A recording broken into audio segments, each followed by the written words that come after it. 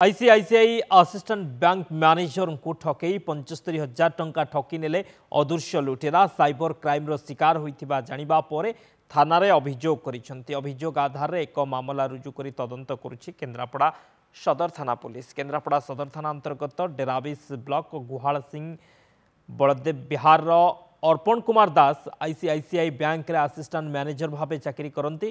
किछि दिन तले तांको फोन को अजना नंबर एकाधिक ओटीपी आसीथिला। किछि समय परे तांको अकाउंट और क्रेडिट कार्ड रु 75,000 कटि जाइथिबा से अभियोग करिसंती। एनै से थाना रे अभियोग करिबा परे पुलिस तदंत आरंभ करिछि।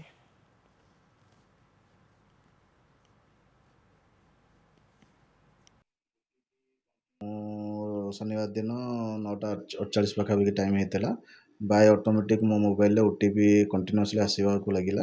आसला भितर मोर पाखापाखि 70 ରୁ 72टा पाखापाखि ओटीपी विदिन गोटे मिनिट भितर मोर आसीला, जो थे 3टी ट्रांजेक्शन साइबर फ्रॉड मो कतरू करथिला, जो थे 75,000 टंका जाइए। बाकी रेस्ट करने आगु मोर कार्ड सब ब्लॉक कर देइथिली, जो से आउ रेस्ट अमाउंट करि पारि नाही।